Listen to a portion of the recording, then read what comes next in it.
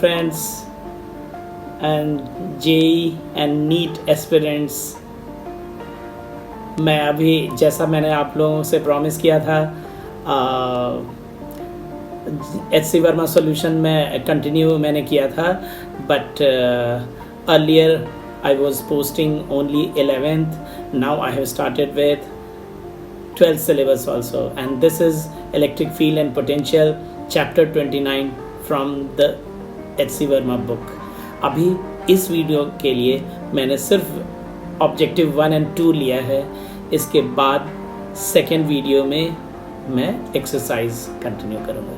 So here comes HC Verma solution from chapter 29 electric field and potential. Let's do it. करते हैं, चलिए. This is electric field and potential, और जहाँ कहीं भी ज़रूरत पड़ेगी बेसिक फंडामेंटल के लिए हम लोग वहाँ पे डिटेल में सारे डिस्कशन करते जाएंगे. We are not limiting ourselves with typical book solution. हम लोग पूरी अंडरस्टैंडिंग करेंगे. सो हैव पेशेंस, हम लोग देखते चलेंगे. And this is objective 1, question number 1. ये इलेक्ट्रिक फील्ड लाइंस के बारे में बात की जा रही है, और इस रीजन ऑफ इलेक्ट्रिक फील्ड में क्वेश्चन में पॉइंट A, B, C ये तीनों दी गई है, और इनमें से हमें पता करनी है, कंपेयर करनी है in all the 3 region electric field को के मैग्नीट्यूड का comparison. That electric field strength is directly proportional to the density of field lines. यानी कि जिस रीजन में इलेक्ट्रिक फील्ड लाइंस के नंबर पर यूनिट वॉल्यूम जितनी ज़्यादा होंगी, वहाँ पे इलेक्ट्रिक फील्ड इंटेंसिटी उतनी ही ज़्यादा होंगी. तो उस हिसाब से ये बात होती है कि पॉइंट B पे लेस मैग्नीट्यूड होगा as compare to A and C. और ये नियरली क्लियर दिख रहा है कि A एंड C पे इलेक्ट्रिक फील्ड लाइंस लगभग सेम है, सेम नंबर है. तो इस वजह से A एंड C पे सेम होना चाहिए electric field intensity. This way option number C is relevant, right? So that's what we have put in our answer.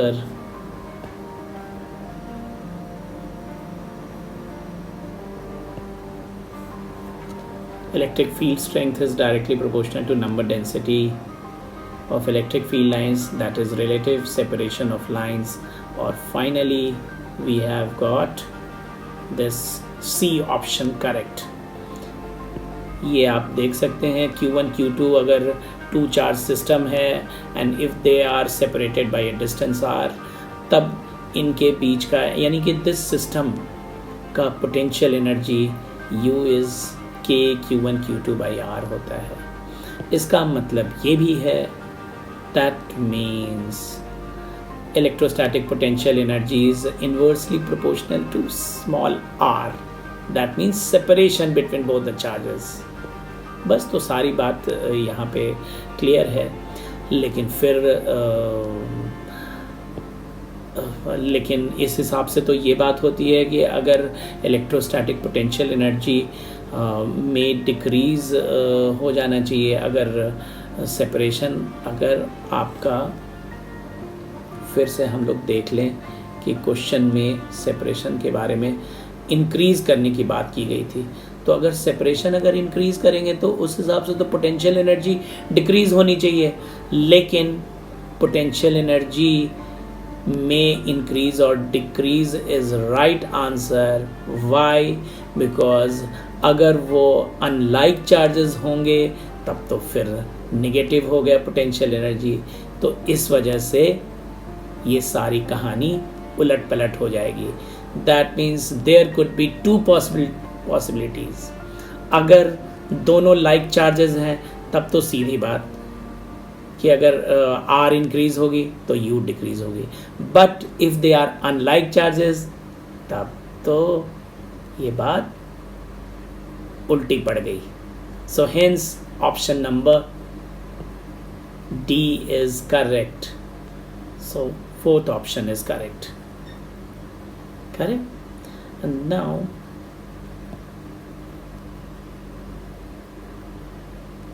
question number 3.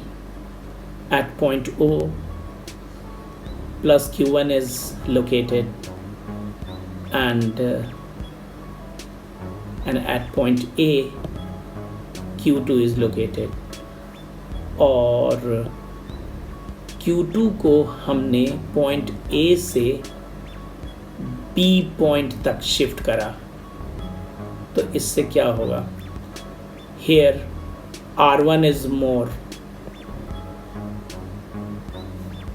as compared to R2.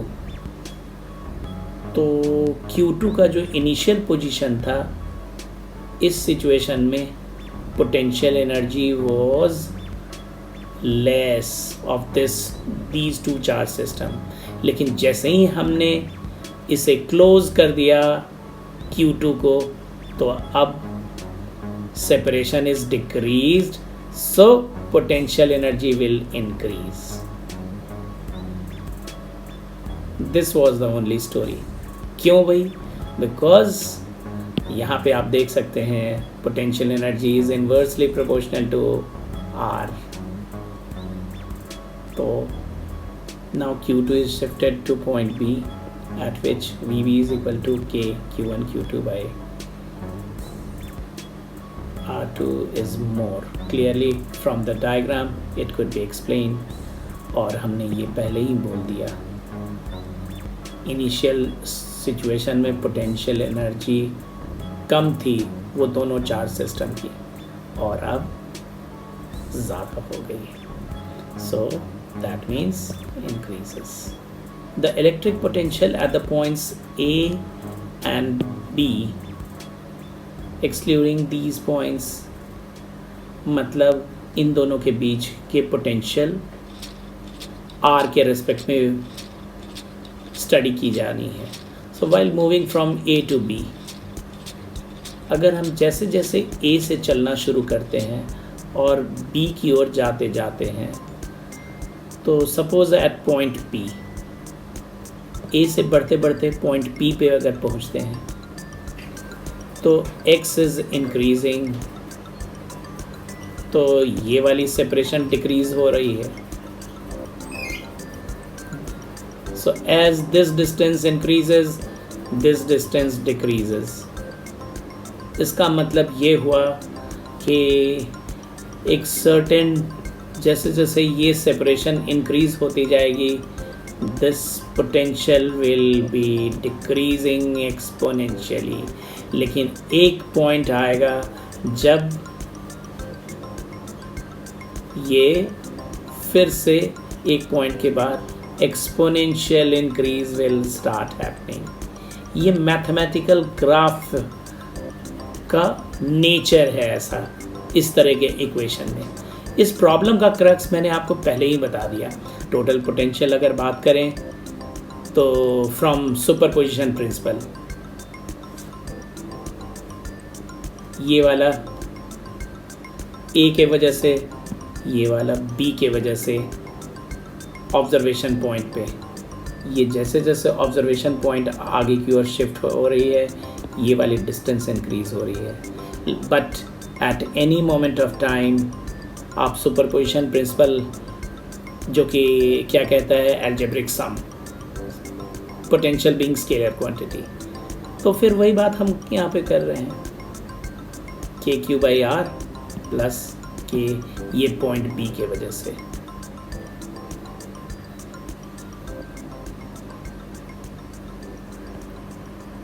इन सारे analysis के बाद हमारे पास conclusion क्या आता है? D option, decreases then increases. अभी हम लोग ऑब्जेक्टिव 1 कर रहे हैं from chapter 29 electric field and potential. Electric field at the origin is along the positive x-axis. इन चारों पॉइंट में से कौन से पॉइंट पे सबसे कम वैल्यू होगा इलेक्ट्रोस्टैटिक पोटेंशियल का, कि पॉजिटिव एक्स डायरेक्शन में जैसे जैसे आप आगे बढ़ते जाएंगे पोटेंशियल कम होती जाएगी। इस हिसाब से पॉइंट ए पे सबसे कम पोटेंशियल होना चाहिए, और बी और डी जो है वो मीडियोकर पॉइंट्स हैं, और ये दोनों परपेंडिकुलर टू दिस लाइन है, इलेक्ट्रिक फील्ड वाली लाइन के परपेंडिकुलर हैं। तो इसका मतलब बी एंड डी पे सेम पोटेंशियल होगा, और वो सी से ज़्यादा होगा लेकिन ए से कम होगा। क्वेश्चन नंबर 6 की बात करें तो this is concern with frictional electricity charging by rubbing. तो जिस बॉडी से इलेक्ट्रॉन निकली है that body will be losing some mass, and जिस बॉडी पे इलेक्ट्रॉन उछल कर आई है that means that particular body is increase its mass और weight। लेकिन ऐसे कॉन्टेक्स्ट के लिए मास और वेट को हम लोग सेम समझते हैं। जब भी टॉर्क लग रहा होता है नेट फोर्स तो किसी भी सिचुएशन में ज़ीरो ही होनी है। वो कैसे? Because here in the given situation a pair of equal and unlike forces exist, as you can see, minus QE plus QE। तो नेट फोर्स ज़ीरो होगा ही। So option number A is correct. At A, B and C are 3 different points at the curve only, or the work done in taking a point charge from P to A is WA। point P to A ये WA बोला जा रहा है, and P to B is यानी from this point से लेकर ये इस पॉइंट तक अगर लेके आना है तब it is work done is WB, और P से C तक अगर लेके आना है तो it would be WC। ये गिवन कंडीशन है। और अब हमें पता करनी है कि इन तीनों वर्क डन में क्या रिलेशन है, mutual. So that means we need to compare these 3 work done। और मज़ेदार बात ये है, ऐसे दिखने में तो ये लगता है डिस्टेंस वाइज कि this work done is least, और ये वर्क डन सबसे ज़्यादा होना चाहिए, सबसे दूर पे ले जा रहे हैं। लेकिन ये it is not mechanics, it is not mechanics, it is electrostatics. और इस हिसाब से पॉइंट Q के वजह से point A, B and C तीनों पे सेम पोटेंशियल है। सेम पोटेंशियल, इसका मतलब इलेक्ट्रोस्टैटिक्स के हिसाब से ये A, B, C all the 3 are located at same equipotential surface। तो इसका मतलब P से यहाँ तक ले जाने में किसी भी टेस्ट चार्ज को जितनी वर्क डन होगी उतनी ही वर्क डन यहाँ पे, उतनी ही वर्क डन यहाँ पे, and hence all the 3 work dones are same. C option is correct. ठीक है, ये सर्कुलर मोशन है। इस सिचुएशन के लिए हम लोगों को डायग्राम देखना पड़ेगा। This is Q, capital Q के वजह से यूं इलेक्ट्रिक फील्ड प्रेजेंट है, और तब इस तरह के, यानी कि इसका मतलब ये हुआ कि it is not a case of uniform electric field, और in this kind of variable field only Q is being rotated circularly। और तब वापस से इस प्रॉब्लम को पढ़ते हैं। The work done by the electric field on the rotating charge के बारे में बात की गई है। तब ऐसे वाले वर्क डन क्या होंगे? पॉजिटिव होंगे, नेगेटिव होंगे, ज़ीरो होंगे, क्या होंगे? कंजर्वेटिव फोर्सेस के केस में work done is not depending upon the path, it will depend upon final position and initial position only। तो इस हिसाब से अगर वापस अगर चार्ज इनिशियल पोजीशन पे पहुंच जा रही है तो इसका मतलब there is no work done, work done is zero, और hence objective 1 is now completed। And now this is objective 2, question number 1, from the law of conservation of charge, total algebraic sum of all the charges remains constant। so इस बात को ध्यान में रखते हुए option number ए ही most favourable बात आती है। now let's see question number 2। A point charge is brought in an electric field at a nearby point के बारे में बात की गई है। जब किसी भी पॉइंट चार्ज को बाहर से एग्जिस्टिंग इलेक्ट्रिक फील्ड में लेकर आते हैं तब उस प्रेजेंट पहले से जो एग्जिस्टेड इलेक्ट्रिक फील्ड थी उस पर क्या फ़र्क पड़ता है, ये देखें।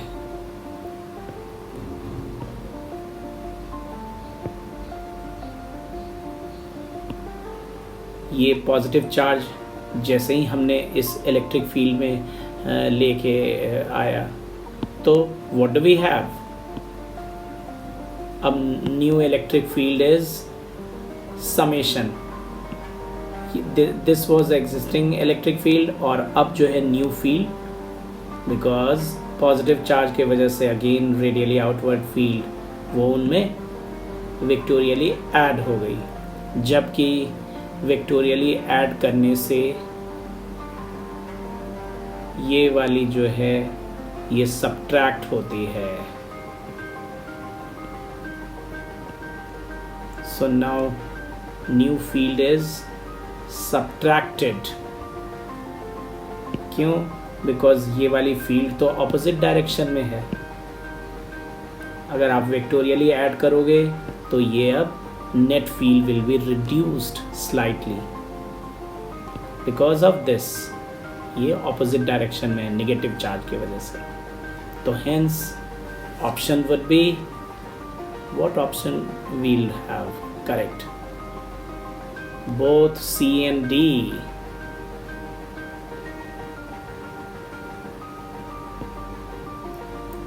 So hence this is may increase, अगर पॉजिटिव चार्ज होगा तो may increase, and अगर नेगेटिव चार्ज है तो may decrease। And let's move on to question number 3।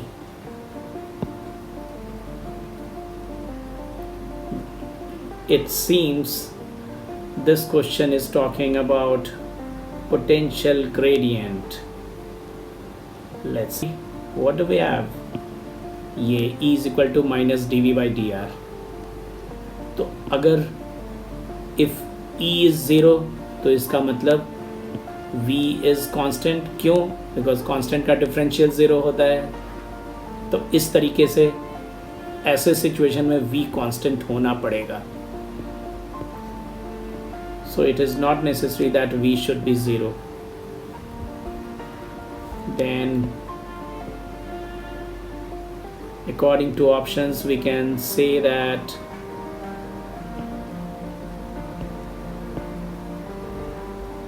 तब हमारे सामने ये सारी डिस्कशन आती है।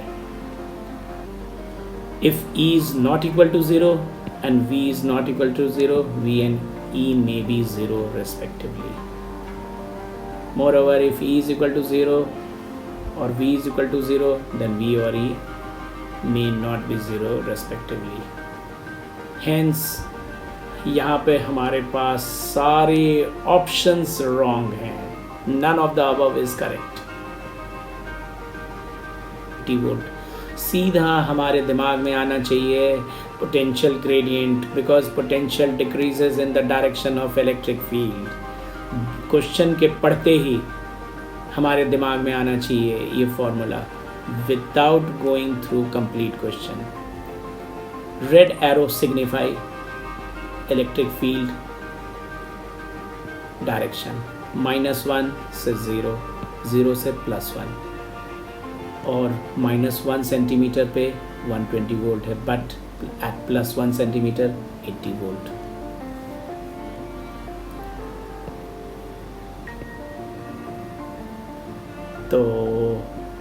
तो इस हिसाब से change in potential between these 2 points, A और बी के बीच में potential difference, dV will be final minus initial लें या इनिशियल माइनस फाइनल. अगर एक इनिशियल माइनस फाइनल ले रहे हैं तो दूसरा भी वैसे ही लेंगे. सो हेयर 120 - 80 40 वोल्ट, और चेंज इन लेंथ ऑल्सो -1 फिर -+1. This way we get -2 centimetre. तो बड़े आराम से इज इक्वल टू -dV/dr में हमने पुट किया और वी ऑब्टेन 20 वोल्ट पर सेंटीमीटर. तो लेकिन all 4 option consist of this 20 volt पर सेंटीमीटर. फिर हमारे को ऑप्शन सिलेक्ट कैसे करी जाए, तो ज़रा देखते हैं. एक कहता है इक्वल टू, एक मस्ट बी इक्वल टू, एक मे बी इक्वल टू, एक मे बी ग्रेटर देन, और फिर एक मे बी लेस देन. ये सिलेक्शन कैसे की जाए देखते हैं, ये कैसे की जाए. इसके बारे में एक इम्पॉर्टेंट बात मैंने ये मेंशन करना ज़रूरी समझा, that is electric field is maximum along the direction in which the potential decreases at the maximum rate. ये इसका मतलब जिस रेंज में सबसे ज़्यादा डिक्रीज होएगी पोटेंशियल की, उसी डायरेक्शन में इलेक्ट्रिक फील्ड सबसे ज़्यादा होगा. और so the electric field at the origin may be equal to or greater than 20 volt per centimeter is correct. And then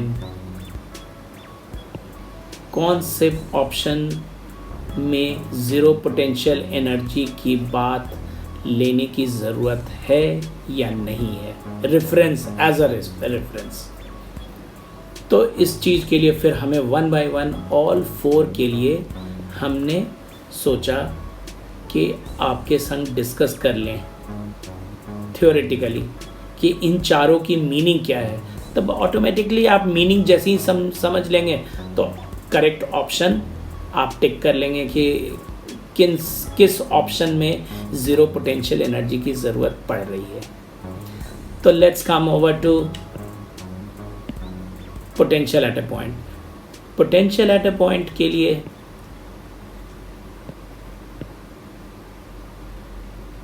क्या बात है, potential at a point is defined as the amount of work done in bringing test charge from infinity to that point. और infinity ही zero potential वाला point होता है. इसका मतलब ये इन्वॉल्व कर रहा है ज़ीरो पोटेंशियल वाला पॉइंट. और मैंने इसके लिए डायग्राम भी दिखा दिया where as potential difference between 2 points B and A is defined as the amount of, लेकिन ये potential difference between any 2 point is not involving. लेकिन फिर now for third option में क्या है, now for third option for potential energy of 2 charge system, again this is also involving infinity. third option potential energy of 2 charge system में ये U is equal to के Q1 Q2 by are, ये derive ही basically हुई है infinity से, कि आप पहले इन्फिनिटी से इस Q1 को लेकर आए, तो जितना वर्क डन हुआ प्लस फिर Q1 के प्रेजेंस में ही अब Q2 को लेकर आ रहे हैं, तब टोटल वर्क डन कितनी हुई, and this W1 plus W2, ये सारे वर्क डन का sum is equal to potential energy of these two charge system. तो आपका तो रेफरेंस पॉइंट है इन्फिनिटी, यहाँ पे भी रह गया, इसलिए हमारा चॉइस है यहाँ पे, बिना चॉइस के हमारे लिए ये पॉसिबल नहीं था।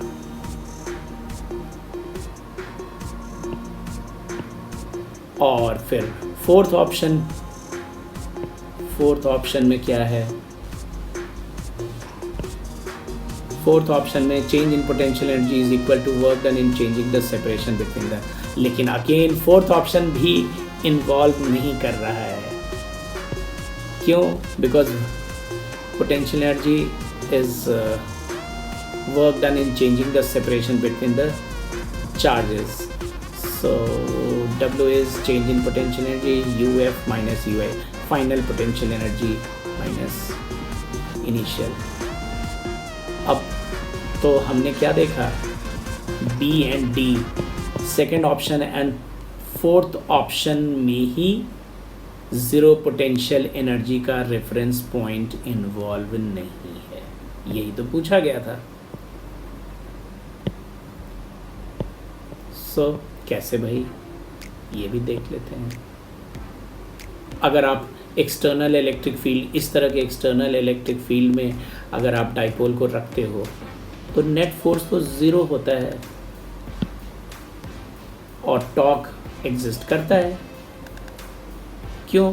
Because pair of equal and unlike forces having different lines of action. तो ऐसे, ये तो जनरल सिचुएशन, बट ये प्रॉब्लम कह ही रहा है कुछ अलग चीज़। वो क्या कह रहा है? वो ये सिचुएशन कह रहा है। तभी इस प्रॉब्लम के बैकग्राउंड तैयार करने के लिए मेरे को बेसिक फंडामेंटल बताना पड़ा। प्रॉब्लम तो कह रहा था ये बात कि अगर हम किसी पॉइंट चार्ज के वजह से जो फील्ड जनरेट हो रही है, ये रेडियली आउटवर्ड फील्ड जनरेट हो रही है, और इसमें हमने ये वाला डाइपोल अगर इस तरह से रखा तब क्या होगा, अगर इस तरह से रखा तो क्या होगा।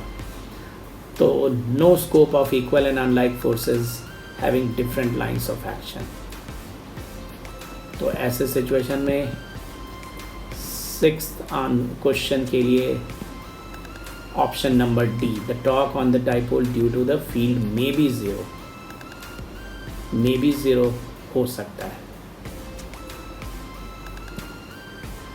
और इसके बाद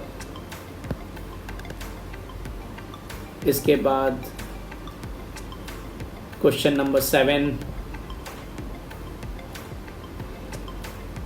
क्वेश्चन नंबर 7 में क्या है, प्रोटॉन एंड इलेक्ट्रॉन के बारे में बात की गई है कि अगर आप यूनिफॉर्म इलेक्ट्रिक फील्ड में अगर इसे प्लेस करते हो तो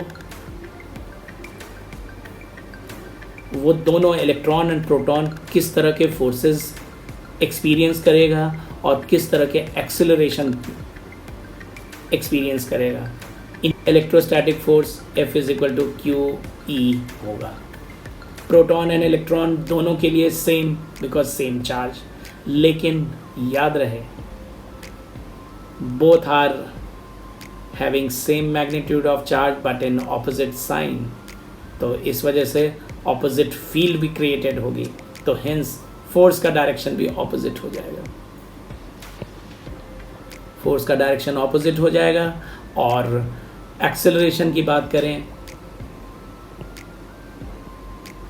एक्सेलरेशन के लिए बात करें तो F is equal to Q is equal to ma, so A is equal to Q E by M. अब यहाँ पे डिसाइडिंग फैक्टर अब हो जाता है एक्सेलरेशन के लिए मास और electron has negligible mass whereas proton has huge mass. और एक्सेलरेशन और मास का इन्वर्स रिलेशनशिप है। इसका मतलब ये हुआ electron will have negligible mass तो ग्रेटर एक्सेलरेशन। इस तरीके से हमारे पास option number B, the magnitude of the forces will be equal, ये दो बातों के हेल्प से हमें निकालनी है at a distance R, potential निकालनी है। तो देखें, लगता है हमें कुछ कैलकुलस का काम करना पड़ेगा। लेट्स सी, हमने E is equal to K are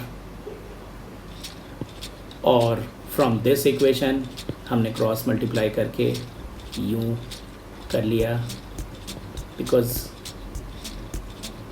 E is equal to K R यहाँ से, और फिर क्रॉस मल्टीप्लाई किया यूँ, और फिर अब ऑब्वियसली हमारे पास तो dv का एक्सप्रेशन है और dv से हमें v निकालनी है, तो obviously integrating both sides with in proper limits, और इस तरीके से हमने बेसिक इंटीग्रेशन परफॉर्म करा and we have it is proportional to r square. Why? Because we are obtaining v is equal to minus k by 2 r square, और यहाँ पे minus k by 2 is constant of proportionality r square. So we have got 8, answer 8, option C correct. And finally, thanks for your love and support. All the best. मैं जल्द ही आप लोग के लिए exercise वाली वीडियो भी लेकर आ रहा हूँ, और आप हमारे वीडियो को लाइक करें, सब्सक्राइब करें एंड और बहुत ज़्यादा कमेंट करें, और ये सारे करके ही आप हमें सपोर्ट करेंगे, और मैं तो आपके सपोर्ट के लिए पूरी तरह से ऑलवेज अवेलेबल हूँ। Thanks for your support. Okay, bye, take care.